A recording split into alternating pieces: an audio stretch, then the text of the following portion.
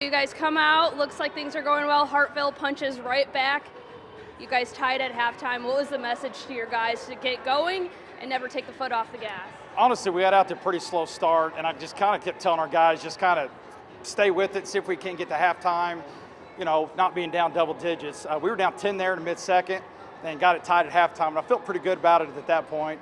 But they're just so hard to defend. We just couldn't guard them straight up man. Brett Reed does an unbelievable job with what they do.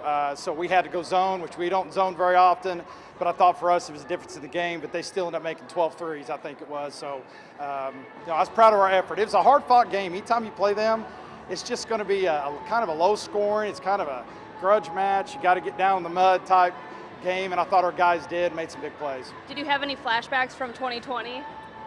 Yes. Yeah, they're always tough to play.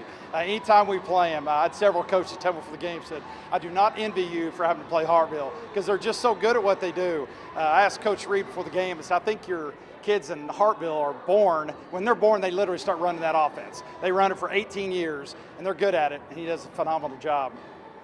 You think that loss to ball over last year kind of really kept you kind of locked into a game like that?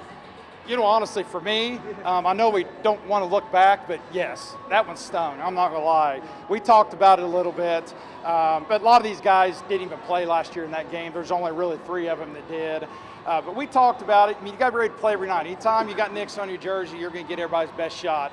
And we haven't played a low-scoring game like that this year. Most of our scores have been in the 80s, so it's good to see that we can win those low-scoring games as well. Kind of hard sometimes to beat Goliath.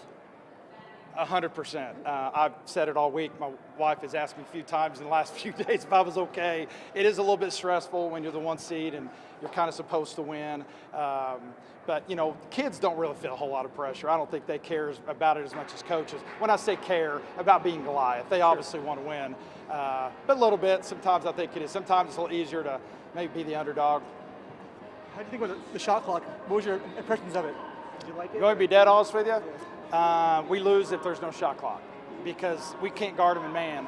I knew we would struggle, but it was even more of a struggle than I thought, and they were getting any shot they wanted. And so if there's not a shot clock, we can't zone them because they're probably going to run off a couple minutes. And so it really made a big difference with shot clock. We play about half our games with it anyway, so it's really not a big deal for us. When we last chatted at the bracket reveal, you were saying that you finally got your football guys back. How do you feel like this team has been meshing now, having a full squad? To be flat honest with you, we are extremely banged up. These next few days are going to be very nice. We're dealing with some ankles and knees, and had another one with a broken hand. It's going to be out a while. It's kind of been a rough few days, so it's going to be good to have a little break because they've had pretty much no break from the time we started. I thought they adjusted a little bit better this year than even last year. It really comes down to getting in shape. That's the hardest thing. They shoot a little bit in the off season, so it's not a big deal as far as shooting the ball, but it's more just getting up and down and being able to run up and down for more than 3 or 4 minutes at a time. Can you touch on Ty and what you just saw from him today? We just say Ty is Ty. He is absolutely hilarious. He's got no conscience, no fear at all. And that's just Ty making plays. He gets more deflections than any kid I think I've ever coached. He's so good at the top in our press. And he made big play after big play tonight. So I was happy for him to get those big plays because we needed every single one of them. We saw the connection that Flint and McKnight had on the football field all fall, obviously. How do they bring that into the basketball world? Yeah, those two are, not only do they play well together on a basketball and a football field, but they're good friends. Their chemistry is incredible.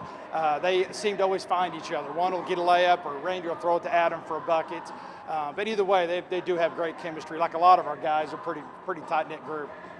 When it comes to receiving the trophy, it wasn't the guys that took it at the end of the day. Can you tell me the thought process behind who took it and why you guys did that?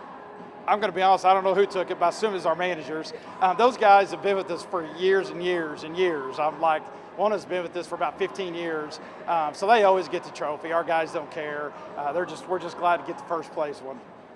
Coach, I wonder how this 4 days, in this point in the season, how you use this to set yourself up for where you want to be come February, March? Well, these games like this, I told our guys before this game that these are the games we need to play to get ready for district basketball.